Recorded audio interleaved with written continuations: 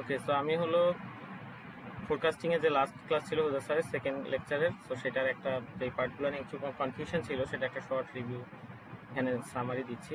So basically হলো sir graphical trend line যে আঁকি আমরা, অর্থাৎ টাইম সিরিজ ডাটা নিয়ে এই কোর্সটা তো বেসিক্যালি টাইম সিরিজ ডাটা নিয়ে দেখাবে স্যার। সো টাইম সিরিজ ডাটার যে একটা ট্রেন লাইন আঁকা, ঠিক আছে, অর্থাৎ রিগ্রেশন লাইনটা আঁকা, যে ফর এক্সাম্পল এখানে হলো তোমার টাইম আছে বিভিন্ন, অ্যান্ড সেই টাইমের বিভিন্ন ভ্যারিয়েবলের ডাটা দেওয়া আছে, ধরো প্রফিটের ডাটা দেওয়া আছে।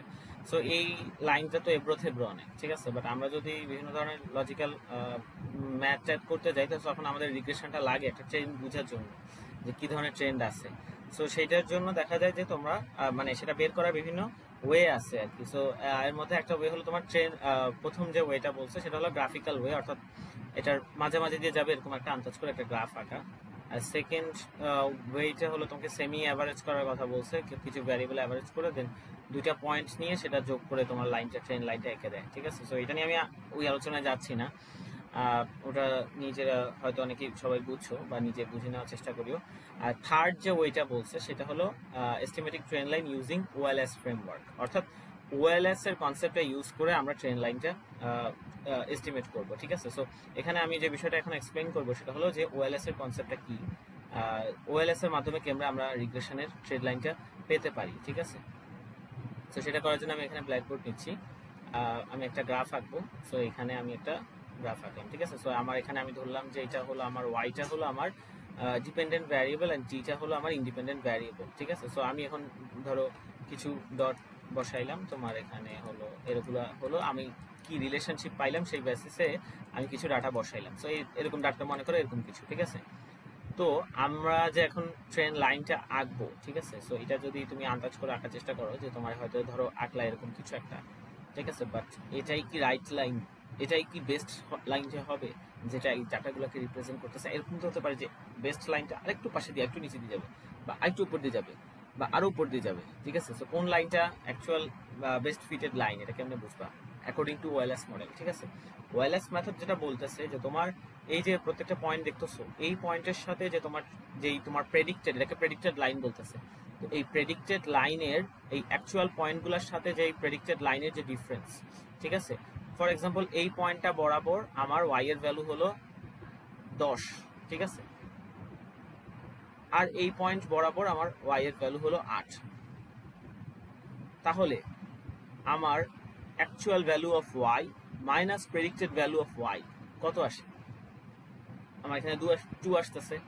আবার ধরো এই পয়েন্টটা আমি কনসিডার করলাম, এই পয়েন্টটা বরাবর হয়তো আমার অ্যাকচুয়াল ভ্যালু 9, আবার আমার বা অন্য কিছু ধরো 7, 9 বলে বলতেছি, ধরো 7, অ্যাকচুয়াল ভ্যালু 7, আর এখানে এই বরাবর যে সোজা এই ট্রেন লাইনের যে পয়েন্টটা পাইছে এই পয়েন্ট বরাবর আমার ভ্যালু ধরো 9, ঠিক আছে। তাহলে আমার অ্যাকচুয়াল ভ্যালু 7, প্রেডিক্টেড ভ্যালু 9, তাহলে এখানে ডিফারেন্স কত? 7 - 9। এখানে এই এই স্ট্রেট লাইনের এখানে ডিফারেন্সটা হলো তোমার -2, আর এখানে হয়তো +2 ছিল। এরকম বিভিন্ন পয়েন্টে বিভিন্ন ডিফারেন্স হবে, ঠিক আছে। মাইনাস একটাতে প্লাস একটাতে মাইনাস, ঠিক আছে, বাট এখানে 2 হইলে এখানে +2 হইলে এখানে -2, বিষয়টা এরকম না, ঠিক আছে। তো এখানে হয়তো আরো বিভিন্ন ভ্যালু 2 হয়ে, যেমন এখানে 7, 5, 6, 4, বা এখানেও এরকম বিভিন্ন মাইনাসের ভ্যালু আসলো। সো এই প্রত্যেকটা ডিফারেন্স তোমাকে ইন্ডিকেট করতেছে এররকে। হ্যাঁ, এই প্রত্যেকটা ডিফারেন্সকে তুমি কি বলতেছো? যে এরর। সো ওএলএস বলতেছে এই যে প্রত্যেকটা এরর, যেমন এই এরর, ঠিক আছে, এই এররকে আমি স্কোয়ার করলাম 2 স্কোয়ার, আবার এটা আরেকটা এরর, এটাকেও আমি স্কোয়ার করলাম -2 হোল স্কোয়ার, ঠিক আছে।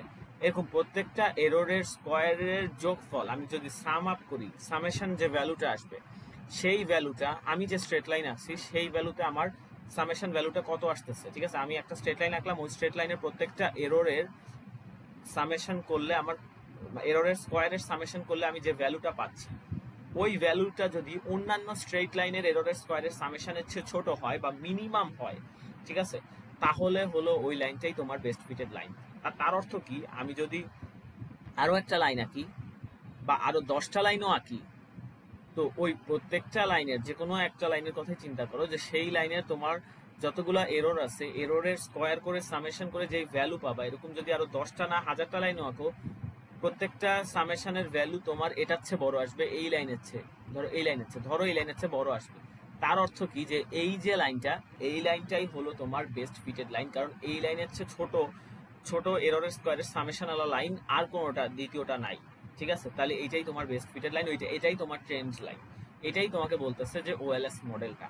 ঠিক আছে, তাহলে ওএলএস মডেলের কনসেপ্ট আমরা বুঝতে পারছি। এই জিনিসটারই আমরা এখানে অ্যাপ্লিকেশন দেখব, যে আমাদের এখানে পপুলেশন মডেলের কে ডিনোট করছে ওয়াইটি দিয়ে, তো সেটাকে বলতেছে এ প্লাস বেটা টি। এ হলো তোমার ইন্টারসেপ্ট, বি হলো স্লোপ, টি দ্বারা টাইম ভ্যারিয়েবল বোঝাচ্ছে, এখানে এররকে বোঝানো হচ্ছে। দেন প্রেডিক্টেড মডেলের কথা বলছে। প্রেডিক্টেড মডেল হলো আমার যে ট্রেন লাইনটা আমি প্রেডিক্ট করতেছি, ঠিক আছে, তো সেটাকে আমার ওয়াইটি হ্যাট দ্বারা ডিনোট করতেছে, অথবা এটাতে করা যাচ্ছে। সো সো এই প্রেডিক্টেড মডেল বলতেছে যে বেটা 0 প্লাস বেটা 1 টি। ঠিক আছে, তো বেটা 0 আমার ইন্টারসেপ্ট, বেটা 1 হলো আমার স্লোপ। ঠিক আছে, সো এইটা আমাকে প্রেডিক্টেড মডেলকে এখানে ভেঙে লিখতেছে। এখন আমরা এররটাকে যদি ইকুয়েশনের পার্সপেক্টিভে দেখার চেষ্টা করি, যে এররটা কিভাবে আমরা লিখতে পারি, যে ওয়াইটি মাইনাস ওয়াইটি বার, অর্থাৎ ওয়াই এর যে অ্যাকচুয়াল ভ্যালু মাইনাস ওয়াই এর প্রেডিক্টেড ভ্যালু, এই ওয়াইটি বার ভুলে বলছি ওয়াইটি হ্যাট। সো এই ওয়াইটি হ্যাট যেটা, এটাকে আমরা একটু ভাঙতে পারি, যেমন এই যে ভ্যারিয়েবলটা আছে, এটা এখানে আমি ভ্যারিয়েবলগুলো বসায় দিলাম। ঠিক আছে, এটা ভেঙে দেন হলো আমার এটা আমি পেয়ে যাচ্ছি। তাহলে আমরা এটা বলতে পারতেছি যে আমরা এররকে এটা, হ্যাঁ, এররকে আমরা এটা দ্বারা ডিনোট করতে পারতেছি, এটা হলো এরর আমাদের। ঠিক আছে, সো আমাদের টার্গেটটা কি? আমাদের টার্গেটটা হলো এই এররের স্কয়ার করব। ট্রেন লাইনটা পাওয়ার জন্য আমাদের টার্গেটটা কি? এররের স্কয়ার করে সেটাকে সামেশন করব, এবং সামেশন করে যে ভ্যালুটা আসবে সেটা যখন মিনিমাম হবে, এটা যদি মিনিমাম হয় তাহলেই আমার ট্রেন লাইনটা কি হবে? বেস্ট ফিটেড বা অ্যাকচুয়াল ট্রেন লাইন হবে। ঠিক আছে, তাহলে এখানে অ্যাকচুয়াল বলতে অ্যাকচুয়ালি বেস্ট ফিটেড বলা উচিত, বেস্ট ফিটেড ট্রেন লাইন। ঠিক আছে, মানে ওএলএস মডেল অনুযায়ী ট্রেন কারেক্ট ট্রেন লাইন। ঠিক আছে, তাহলে এখানে আমাদের, তাহলে আমরা পেয়ে যাচ্ছি যে এটা কি এখানে লেখছে যে আমাদের মিনিমাম উইথ রেসপেক্ট টু বেটা 0 এন্ড বেটা 1, মানে একবার বেটা 0 এর পার্সপেক্টিভে দেখবে মিনিমাম ভ্যালু কত আসে, একবার বেটা 1 এর পার্সপেক্টিভে দেখবে মিনিমাম ভ্যালু কত আসে। ঠিক আছে, সো এখানে হলো তোমার এই এররের স্কয়ারের সামেশনকে মিনিমাম করছে বেটা 0 এন্ড বেটা 1 এর পার্সপেক্টিভে। ঠিক আছে, সো মিনিমামটা করব কেমনে? এই যে আমরা বুঝলাম আমাদের এখন মিনিমাম করতে হবে, এটা এখন করবো কেমনে? সো এইটা করার জন্য আমাদের ডিফারেন্সিয়েশনের কনসেপ্টটা ইউজ করতে হবে। আমরা জানি ডিফারেন্সিয়েশনের মাধ্যমে আমরা মিনিমাম ভ্যালু বের করতে পারি। সো এটা একটা সিস্টেম আছে, সো ওই জিনিসটা ইউজ করবে। সো এটা করার জন্য, এটা বোঝানোর জন্য বেসিক্যালি আমি ক্যালকুলাসের যে আমাদের নোটটা ছিল লিমা ম্যামের, সো ওই নোটটা আমি একটু রিক্যাপ করতেছি। ঠিক আছে, ওই নোটটা আমি রিক্যাপ করতেছি, তাহলে একটা শর্ট আইডিয়া দিচ্ছি যে কেমনে আমরা ডিফারেন্সিয়েশনের মাধ্যমে আমরা মিনিমাম ভ্যালু বের করি। সো যে কাজটা আমরা করি মূলত এখানে আমরা, সো ধরো আমরা কস্টকে মিনিমাইজেশন করব। সো আমাদের যদি কস্ট মিনিমাইজেশন করতে হয়, তো সেক্ষেত্রে আমাদের যে কাজটা, তো সেটা হলো আমাদের যে একটা কস্টের ফাংশন লাগবে, সেই কস্টের ফাংশনটা, এটা ধরো কস্টের ফাংশন, সো সেই কস্টের ফাংশনটাকে আমাদেরকে ডিফারেন্সিয়েট করতে হবে। এই যে আমি এই কস্টের ফাংশনকে আমরা d by d x, so differentiate করলাম ডি বাই ডিএক্স দিয়ে। সো ডি বাই ডিএক্স দ্বারা আমার ডিফারেন্সিয়েশন বোঝানো হচ্ছে, অর্থাৎ এক্স এর পার্সপেক্টিভে আমি এই ফাংশনটাকে ডিফারেন্সিয়েট করতেছি, এর কারণে এটা হবে ডি বাই ডিএক্স। ঠিক আছে, সো ডিফারেন্সিয়েশন করে আমরা যেই টার্মটা পাচ্ছি, এই টার্ম সমান আমাদের 0 ধরতে হবে। তাহলে এটা হলো আমাদের প্রথম স্টেপ 1, প্রথম কাজ হলো আমাদেরকে ডিফারেন্সিয়েট করা, যেটাকে আমরা মিনিমাম করতে চাচ্ছি। সেকেন্ড কাজ হলো ওই ডিফারেন্সিয়েটের যে ফাংশনটা পাইছি সেটা সমান 0 ধরবো। 0 ধরে দেন আমি সলভ করলে আমি পেয়ে যাচ্ছি যে এক্স এর ভ্যালু কত হলে আমার কস্টটা মিনিমাম হতো। ঠিক আছে, এটাই আমার হয়ে যাচ্ছে। তাহলে আমরা এই কাজটাই আমরা এই ফোরকাস্টিং এরিয়াতে করবো। এখানে আমার যে ক্যালকুলেশন নোট, এখানে আরো একটা কাজ আছে, সেকেন্ড ডেরিভেশনের বিষয়টা দেখাইছে। এটা অ্যাকচুয়ালি মিনিমাম ভ্যালু বের করার কাজ না, এটা হলো তোমার মিনিমাম ভ্যালু যে বের করছো এটা কি ঠিক, এটাই কি ঠিক নাকি এটা ভেরিফাই করার স্টেপ হলো সেকেন্ড ডেরিভেশন করা, অর্থাৎ আবার ডিফারেন্সিয়েশন করবা। সো ওইটা আমাদের লাগতেছে না এখানে, আমরা ওই বিষয়ে যাব না। সো এখানে আমরা জাস্ট ফার্স্ট ডিফারেন্সিয়েশন করব, দেন সেটা সমান 0 ধরে সলভ করব। ঠিক আছে, তবে এখানে দেখো, এখানে একবার আমরা বেটা 0 আছে, বেটা 1 আছে, সো একবার বেটা 0 পার্সপেক্টিভে ডিফারেন্সিয়েশন করবা, একবার বেটা 1 এর পার্সপেক্টিভে ডিফারেন্সিয়েশন করবা। আচ্ছা, মূলত আমরা কাজটা কি করতেছি একটা সামারি দিয়ে নিই। বিষয়টা হলো এটা, যে এখানে হলো তোমার একটা তোমার এই টাইম সিরিজ ডাটা আছে। সো টাইম সিরিজ ডাটা আছে, সেই ডাটা ধরো তোমার কোশ্চেনে এতটুকু থাকলো, মানে যদি ম্যাথ থাকে, ঠিক আছে, কোশ্চেনে যদি ম্যাথ আসে, তো এতটুকু হলো তোমার এখানে টাইম সিরিজ ডাটা আছে, টাইম সিরিজ এবং মানে টাইম আছে এবং টাইম সিরিজ ডাটা আছে। সো সেই অনুযায়ী তোমার এখানে দেখা যাচ্ছে যে তোমার একটা রিগ্রেশন ট্রেন লাইন আঁকতে বলছে। সো এই ট্রেন লাইন আঁকাটা কি, যে একটা ইকুয়েশনটা আঁকা, তাই না? ইকুয়েশনটা আগে পাইতে হবে। ওই যে ইকুয়েশনটা পাবা, ঠিক আছে, ইকুয়েশনের জন্য তোমার লাগবে বেটা জিরোর মান, বেটা ওয়ানের মান। এই যে বেটা জিরো বেটা ওয়ানের মান, এটা আমাদের মুখস্থ থাকে সাধারণত, ঠিক আছে, যে বেটা জিরোর মানে মান বলতে ফর্মুলাটা, যে বেটা জিরোর ফর্মুলা হলো এইটা আর বেটা ওয়ানের ফর্মুলা হলো এইটা, ঠিক আছে। সেই ফর্মুলা অ্যাপ্লাই করে আমাদের যদি ম্যাথ আসে, আমরা এই ফর্মুলা অ্যাপ্লাই করে বেটা জিরো আর বেটা ওয়ানের ম্যাথ করে ফেলতে পারতেছি। বাট যদি আমাদেরকে ডেরাইভেশন আসে যে এই বেটা জিরো, অর্থাৎ হলো আমরা এর আগের পেজগুলোতে কি দেখবো, হ্যাঁ এর আগের পেজগুলোতে আমরা দেখবো যে এই যে বেটা জিরো বেটা ওয়ানের ফর্মুলাটা আমি এখানে দেখাইলাম, এই ফর্মুলাটা কেমনে আসতেছে বা কেমনে আমরা পাচ্ছি, সেই ডেরাইভেশনটা এর আগের পেজগুলোতে দেখানো হয়েছে। সো সো সেটা আমি একটা শর্ট সামারি বেসিক্যালি দিচ্ছি, যে সেই জিনিসটাই আমি বলবো। সো এখানে হলো আমাকে পার্শিয়াল ডেরিভেটিভের কথা বলছে, আমি ওই বিষয়টাতে পরে আসতেছি, পার্শিয়াল ডেরিভেটিভের কথাটা নর্মালি কনসেপ্ট বুঝাইলে সেটা বুঝবা। সো এখানে মিনিমাম করতেছে, ঠিক আছে, তো একবার বেটা জিরো পার্সপেক্টিভে করবে, একবার বেটা ওয়ানের পার্সপেক্টিভে করবে। সো আমরা মিনিমাম করার জন্য আমরা কি বলছি, আমরা ডিফারেন্সিয়েশন করব, ডিফারেন্সিয়েশন করে দেন সেটা সমান জিরো ধরে দেন সলভ করব, ঠিক আছে। তাহলে এই কাজটা আমাদের দুইবার করা লাগবে, একবার বেটা জিরো পার্সপেক্টিভে, একবার বেটা ওয়ানের পার্সপেক্টিভে, ঠিক আছে। এখন ডিফারেন্সিয়েশন কেমনে করে এটা আবার অনেকের খেয়াল থাকতে পারে, কারো কারো খেয়াল না থাকতে পারে। এর কারণে আমি একটা ইকুয়েশনের মাধ্যমে জাস্ট একটা শর্ট রিভিউ দিয়ে দেওয়ার চেষ্টা করবো, যেটা দিয়ে মোটামুটি একটা ধারণা হয়ে যাবে, হয়তো যদি খেয়াল নাও থেকে থাকে, যে কেমনে আমরা ডিফারেন্সিয়েশন করতে পারি, ঠিক আছে।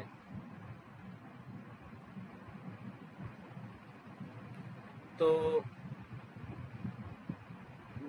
ধরো আমাদের এখানে ডি বাই ডিএক্স, ঠিক আছে, অর্থাৎ এক্স এর পার্সপেক্টিভে আমরা ডিফারেন্সিয়েশন করতেছি, এন্ড আমাদের যে ইকুয়েশন এখানে আমাদের যেটাকে ডিফারেন্সিয়েশন করতেছি সেটা হলো আমাদের 4x cube plus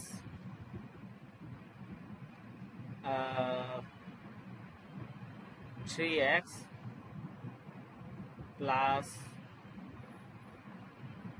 x plus 2 plus y। আরে কি হইল, হ্যাঁ প্লাস ওয়াই, ঠিক আছে। তো এখানে আমরা এটাকে ডিফারেন্সিয়েট করতেছি, এখানে আমি মোটামুটি কয়েক ধরনের ভ্যারিয়েবল নিয়ে আনছি যেটা দিয়ে বুঝতে ইজি হবে।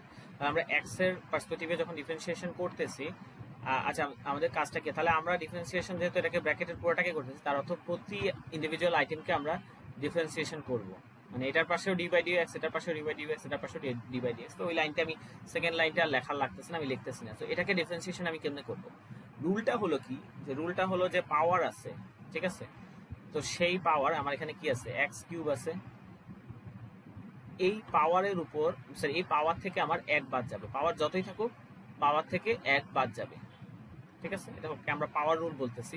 পাওয়ার থেকে এক বাদ যাবে এবং পাওয়ারটা এই পুরো টার্মটার সাথে গুণ অবস্থায় চলে আসবে, ঠিক আছে। তাহলে আমি গুণ অবস্থায় নিয়ে সামনে নিয়ে আসতেছি যে 3, ঠিক আছে, তাহলে পাওয়ার ছিল 3 কে গুণ অবস্থার সাথে নিয়ে আসছি এবং পাওয়ার থেকে 1 বিয়োগ দিচ্ছি, তাহলে আমার যে ভ্যালুটা আসতেছে সেটা হলো 12x স্কয়ার। তাহলে 4x কিউবকে আমি যদি ডিফারেন্সিয়েশন করি তাহলে আমার চলে আসতেছে 12x স্কয়ার। তো যেমন আমি যদি 3x এর পরে যদি আসি, 3x কে আমি কেমনে করব, তো 3x এর ক্ষেত্রেও একই রুল, বাট এটা এটা আলাদা করে ভাবে বের করা লাগে না। যখন দেখতেছো যে সাথে একটা কনস্ট্যান্ট আছে এবং এটার উপর কোনো পাওয়ার নাই, ঠিক আছে, তুমি ডি বাই ডিএক্স এর পার্সপেক্টিভে অর্থাৎ এক্স এর পার্সপেক্টিভে ডিফারেন্সিয়েশন করতেছো এবং তোমার যে ভ্যারিয়েবল সেটা হলো এক্স, তো ওই ভ্যারিয়েবলের সাথে একটা কনস্ট্যান্ট আছে, হ্যাঁ, তাহলে তোমার যে কনস্ট্যান্টটা আছে সেটাই তোমার ডিফারেন্সিয়েশন ভ্যালু আর কি। তাহলে 3x কে তুমি যদি ডি বাই ডিএক্স করো তখন তোমার শুধু 3 আসবে। আবার x এর যে কোএফিশিয়েন্ট সেটা কত হতে পারে, সেটা 1 বলতে পারো যেহেতু কোনো কোএফিশিয়েন্ট নাই বা কনস্ট্যান্ট হিসেবে। তাহলে x কে যখন ডিফারেন্সিয়েট করতেছো ডি বাই ডিএক্স দিয়ে, তাহলে তোমার এটার আসবে 1 ডিফারেন্সিয়েশন ভ্যালু। 2 তো একটা কনস্ট্যান্ট, 2 এর ভ্যালু কি আসবে, 2 এর ভ্যালু আসবে আমার কনস্ট্যান্ট কে ডিফারেন্সিয়েশন করলে আমার ভ্যালু আসে 0। y কে আমি ডিফারেন্সিয়েশন করলে কি আসবে, সো y টা এখানে বুঝতে হবে এটা যে এখানে কিন্তু y আছে, আমি ডিফারেন্সিয়েশন করতেছি x এর পার্সপেক্টিভে, ঠিক আছে। তাহলে আমার y টা একটা কনস্ট্যান্টের মতো ট্রিট হবে, কনস্ট্যান্টে যেমন 0 আসতো এখানে আমার 0 আসবে, ঠিক আছে। একই বিষয়টা যদি উল্টো হতো তাহলেও হইতো, যদি মনে করো এখানে y আছে এখানে x আছে তাহলেও একই বিষয় হইতো, কিন্তু যদি এখানে x এখানেও x অথবা এখানে y ওখানেও y, সেই ক্ষেত্রে তখন তোমার এখানে আসতো 1 আসতো, ঠিক আছে। তো এই হলো মোটামুটি, আমি ডিফারেন্সিয়েশন এতটুকু জানলে মোটামুটি ডিফারেন্সিয়েশনে মোটামুটি করা যাবে আর কি, ঠিক আছে, খুব একটা সমস্যা হবে না। সো এই পার্সপেক্টিভে আমরা ডিফারেন্সিয়েশন করছি। সো এখানে হলো আমাদের যে ডি বাই ডিএক্স লিখছে, সো ডি এর জায়গায় এখানে যে সাইনটা ইউজ করা হয়েছে সেটা হলো ডেল্টা। এই যে ডেল্টা ইউজ করছে, ঠিক আছে, ডেল্টা, ঠিক আছে। আমারটা একদম সাইনটা একদম অ্যাপ্রোপ্রিয়েট হয়েছে কিনা জানি না, বাট এইটাই হলো তোমার সাইনটা মেইনলি ডেল্টা। এবং এক্স বলতে এখানে বেসিক্যালি এই ম্যাথ তোমার ইউজ হচ্ছে বেটা জিরো। হ্যাঁ, আমরা দুইবার বলছি একই ম্যাথটা করবো, ঠিক আছে। একবার বলছি বি জিরোর পার্সপেক্টিভে, একবার বলছি বি ওয়ান এর পার্সপেক্টিভে। তাহলে যখন বি জিরো পার্সপেক্টিভ করতেছি তখন বি জিরো আসবে এখানে, ঠিক আছে। দেন আমরা এটাকে তাহলে ডিফারেন্সিয়েশন করতেছি, এটা দ্বারা আমরা ডিফারেন্সিয়েশন বুঝতেছি। বেটা জিরো পার্সপেক্টিভে ডিফারেন্সিয়েশন করতেছি কোনটাকে, এররের স্কয়ারের সামেশনকে আমরা ডিফারেন্সিয়েশন করতেছি। তাহলে দেন হলো আমরা এখানে আমরা ডিফারেন্সিয়েশন করব। ডিফারেন্সিয়েশন করে আমরা যে ফাংশনটা পাচ্ছি, এই যে এই ফাংশনটা সমান আমরা জিরো লিখবো, ঠিক আছে। আর এই যে এখানে আমরা এখানে মান বসাইছি, এই ফাংশনটা সমান জিরো দিছে, জিরো দিয়ে দেন আমরা এটাকে সলভ করলে আমরা বেটা জিরোর যে ইকুয়েশনটা আমরা ওই যে ম্যাথে অ্যাপ্লাই করছিলাম, ওই বেটা জিরোর ফর্মুলা পেয়ে যাচ্ছি, যে বেটা জিরো সমান y bar minus B one T বার, ঠিক আছে। এটা আমরা এই ফর্মুলা তাহলে আমরা ডেরিভেশন করে পেয়ে যাচ্ছি। এখন একই কাজটা আমরা যখন বি ওয়ানের পার্সপেক্টিভে করবো, যে আমরা ডিফারেন্সিয়েট করবো সেম ইকুয়েশনটাকে, অর্থাৎ ওই এররের স্কয়ারের সামেশনকে ডিফারেন্সিয়েট করবো বেটা ওয়ানের পার্সপেক্টিভে। বেটা ওয়ানের পার্সপেক্টিভে ডিফারেন্সিয়েট করে আমরা যেই ভ্যালু ইয়েটা পাচ্ছি, রেজাল্টটা পাচ্ছি, সেই রেজাল্ট সমান আমরা জিরো ধরবো। জিরো ধরে দেন আমরা সলভ করবো অ্যাগেইন, অ্যান্ড সলভ করে এখানে অ্যাকচুয়ালি এটাকে তোমার রিঅ্যারেঞ্জ করে আলটিমেটলি বেটা ওয়ানে নিয়ে আনছে, যে বেটা ওয়ান সমান কত সেটা আনছে। তো সেটা করলে আমাদের এটা আসতেছে, যে এটা হলো আমার বেটা ওয়ানের ফর্মুলা, ঠিক আছে। সো এইভাবে করে আমরা বেটা ওয়ানের এবং বেটা জিরোর ফর্মুলা ডেরিভেশন করছি, দেন হলো আমাদের ম্যাথ। তবে এখানে কিছু কনফিউশন থাকতে পারে, ওই জিনিসগুলো আমি এখন আলোচনা করবো, যে কয়েকটা লাইন নিয়ে কনফিউশন থাকতে পারে, যে এই লাইনটা এরকম কিভাবে আসছে। প্রথম যে কনফিউশনটা থাকতে পারে সেটা হলো এই লাইন থেকে যে দ্বিতীয় লাইনটা, এই দ্বিতীয় লাইনটা কেমনে আসছে, ঠিক আছে। এটা একটু ডিফারেন্ট মনে হচ্ছে। সো এখানে স্যার বলে দিচ্ছে যেটা চেইন রুল অ্যাপ্লাই করছে, ঠিক আছে। সো আমি চেইন রুল সম্পর্কে একটা শর্ট ধারণা দিব। হ্যাঁ, তো খুব বেশি ডিটেলসে যাচ্ছি না। ফর এক্সাম্পল 2x প্লাস 3,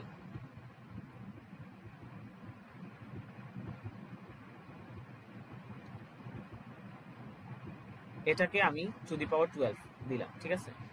তো এটাকে যখন আমি চেইন রুল অ্যাপ্লাই করব তখন জিনিসটা অনেকটা এরকম হয়ে যাবে, যে তোমার এই আমরা কি করতাম, নর্মালি 12 কে আগে গুণ অবস্থায় নিয়ে আনতাম, এবং এই যে 2x প্লাস 3 আছে, এই 2x প্লাস 3 এর উপর পাওয়ার হইতো, পাওয়ার থেকে এক বাদ দিয়ে আর কি 1 রিডিউসড হইতো, তাই না। 2x প্লাস 3 এর উপর পাওয়ার হইতো 11। তো সেটা হবে, সেটার সাথে গুণ যাবে চেইন রুলের ক্ষেত্রে, সেটার সাথে গুণ যাবে পাওয়ারের ভিতরে যেই ভ্যালুটা আছে, এটা কি 2x প্লাস 3, অর্থাৎ এক্সপোনেন্টের ভিতরে যে ভ্যালুটা আছে, তো সেই ভ্যালুটাকে আমরা আবার ডিফারেন্সিয়েট করব। তাহলে d by d x of 2x plus 3। So এটা হলো একদম শর্টে চেইন রুলটার লেখা। চেইন রুল হলো মূলত এটাই।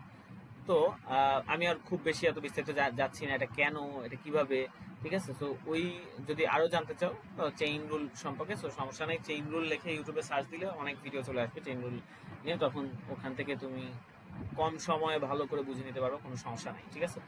সো আমরা তো এখানে যে বেসিক্যালি যেটা করছে, যে চেইন রুলটা অ্যাপ্লাই করছে।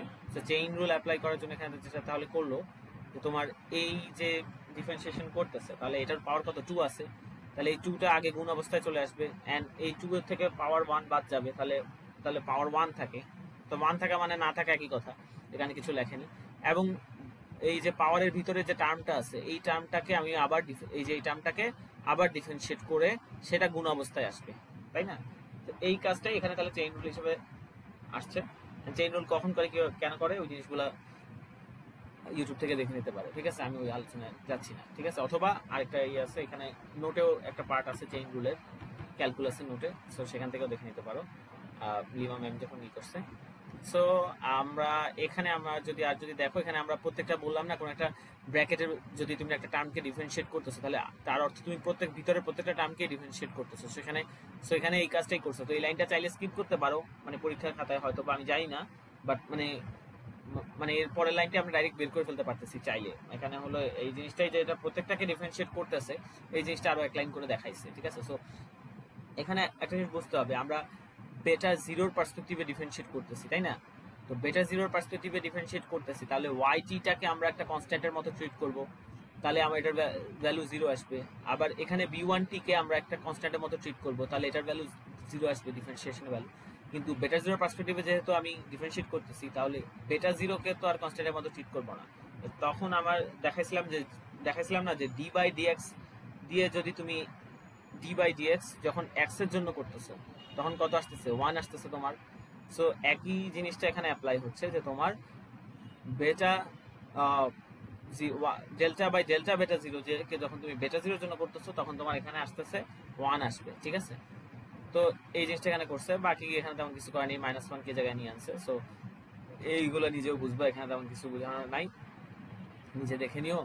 এখানেও একই ধরনের কাজ করছে, এখানে যেহেতু বেটা ওয়ানের পার্সপেক্টিভে করছে, তোমার এই যে বেটা ওয়ানের পার্সপেক্টিভে যেহেতু করছে, তাহলে বেটা ওয়ানের জন্য তোমার এখানে 0 আসছে, ঠিক আছে। এই যে সরি 1 আসছে, এই যে বেটা ওয়ান, ঠিক আছে। বেটা ওয়ানের পার্সপেক্টিভে ডিফারেন্সিয়েশন করতেছে, এটা হলো ডিফারেন্সিয়েশনের সাইন বোঝাচ্ছে, ঠিক আছে। তাহলে তখন এখানে টি কে 1 দ্বারা গুণ যাচ্ছে, তার অর্থ মাইনাস টি। এই মাইনাস টি এখানে টি এখানে রাখছে, মাইনাস আগে নিয়ে আনছে, ঠিক আছে। দেন ওটা আবার মান বসায় সলভ করছে। এখানে একটা জিনিস দেখতে পারো যে বেটা এই জায়গাটায় বেটা জিরো যেটা আছে, এই বেটা জিরোকে আমরা যেহেতু বি ওয়ানের জন্য সলভ করতেছি, আবার বেটা জিরো এই মানের মধ্যে রাখতেছে না। তো এই বেটা জিরোর মধ্যে আমরা তো বেটা জিরোর ফর্মুলা পেয়ে গেছিলাম যে বেটা জিরো সমান y bar minus B one T বার। এর কারণে এখানে কি করছে, বেটা জিরোর মধ্যে মান বসাইছে y bar minus B one T বার। এই মানটা বসায় দেন সলভ করছে।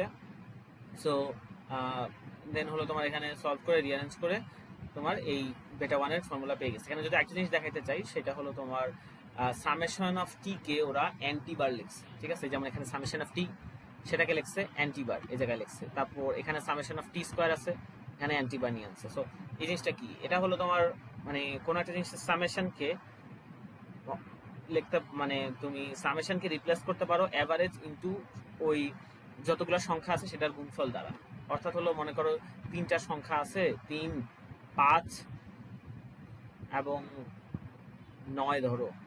তো 9 আর 9 না, ধরো 10, 3, 5 এবং 10, তাহলে যোগফল কত আসে? আচ্ছা সামেশন কত আসে? 3 আর 5 8, 8 আর 10 18, সামেশন আসে 18, ঠিক আছে। এভারেজ কত আসে? 3টার এভারেজ 6 আসে, এভারেজ 6 আসে। আমি কি বলছি, এভারেজকে যদি সংখ্যাগুলা কয়টা? 3টা। তাহলে এভারেজকে যদি সংখ্যাগুলোর সংখ্যা দিয়ে গুণ দাও, যেখানে নাম্বার অফ n কত? 3। তাহলে আমি যদি টি বারকে n দিয়ে গুণ দেই, n এর মান 3 হবে, তাহলে 3 6 18, সেটা সামেশনের সমান আসতেছে। তো এই কাজটাই করছে যে summation of T K n টি বার দ্বারা রিপ্লেস করছে, দেন হলো নরমালি কাজ করছে। তো সামেশন অফ টি সমান n টি বার আমরা এখানে লিখতে পারি, এই জিনিসটা লিখছে। সো এইটাই আর কি, এখানে তো আর বোঝানোর কিছু নাই। সো আমি মোটামুটি একটা শর্ট রিভিউ দিয়ে দিচ্ছি, একটু নিজে পড়িও, ইনশাল্লাহ বুঝতে পারবা। আর হলো একটা বিষয় এখানে বলা আছে, পার্শিয়াল ডিফারেন্সিয়েশন একটা কথা এখানে বলা আছে। এটা হলো আমি অলরেডি বুঝে ফেলছি, বাট এই যে পার্শিয়াল ডেরাইভেটিভ করবে এরকম বলছে, তাই না? We have to use partial derivative. So এই বিষয়টা হলো আমি যদি এখানে দেখাই, আমার ক্যালকুলেশন নোট দিয়ে যদি দেখাই, ক্যালকুলেশন নোট থেকে, সো সেটা হলো তোমার